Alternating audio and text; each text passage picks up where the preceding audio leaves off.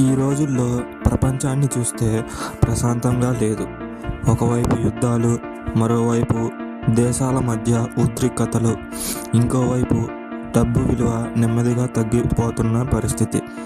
సామాన్య ప్రజలు ఈ మార్పులను వార్తల్లో చూస్తారు, మాట్లాడుకుంటారు. కానీ ప్రపంచంలో అత్యంత ధనికులు మాత్రం ఇలా చేయరు.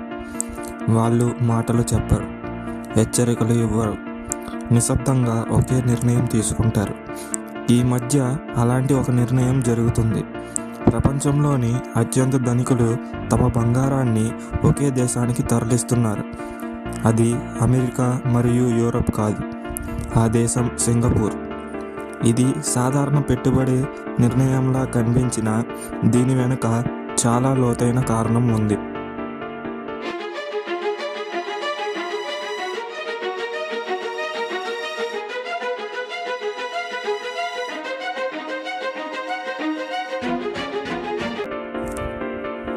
మనకు బంగారం అంటే సాధారణంగా నగలు, పెళ్ళిళ్ళు, ఆభరణాలు గుర్తుకొస్తాయి.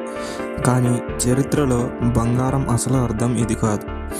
రాజ్యాలు కూలిపోయినప్పుడు, యుద్ధాలు జరిగినప్పుడు, కరెన్సీలు విలువ కోల్పోయినప్పుడు కూడా బంగారం తన విలువను నిలుపుకుంది. వందల సంవత్సరాల క్రితం బంగారం ఎంత విలువైనదో ఈరోజు కూడా అంతే విలువైనది.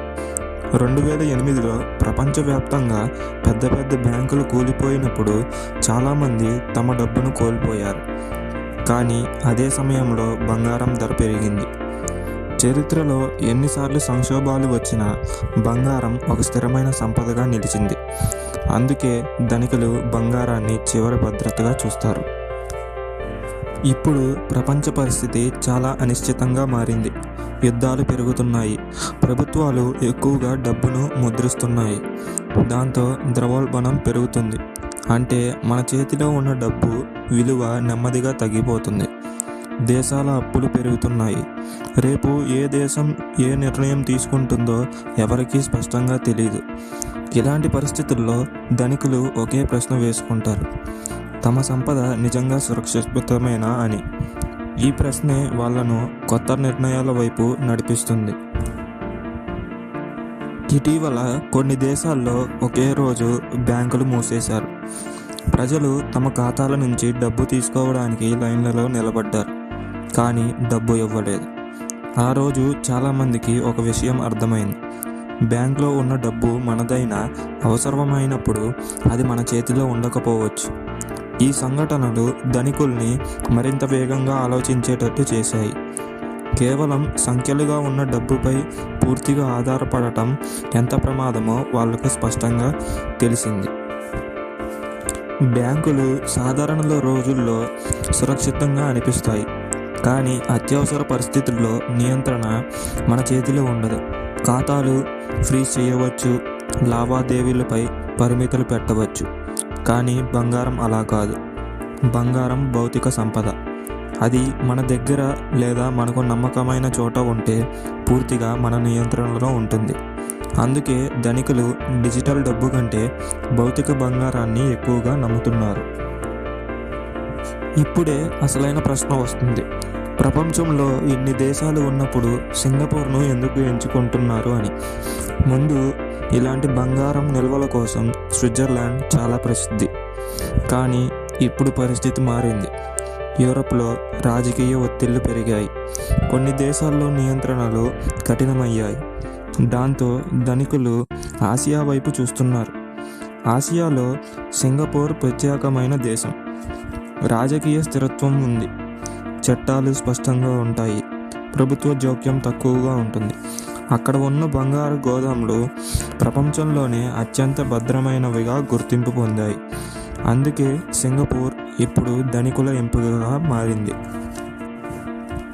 ఈ బంగారం తరలింపులు సాధారణ ప్రజల చేతిలో జరగడం లేదు. ఇది ప్రపంచంలోని బిలియనీర్లు, పెద్ద వ్యాపారవేత్తలు, పెద్ద ఇన్వెస్టర్లు తీసుకుంటున్న నిర్ణయం.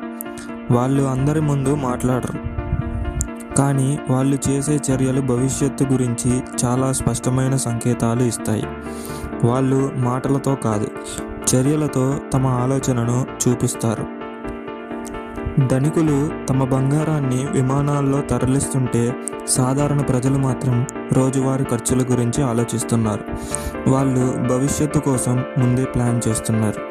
కానీ చాలామంది మాత్రం రేపటి గురించి ఆలోచించడానికి కూడా సమయం లేకుండా జీవిస్తున్నారు. ఇదే ధనికులు మరియు సాధారణ ప్రజలకు ఉన్న తేడా. ధనికులు ముందే కదులుతారు, మిగతా వాళ్ళు పరిస్థితి చేతుల్లో చిక్కాక స్పందిస్తారు.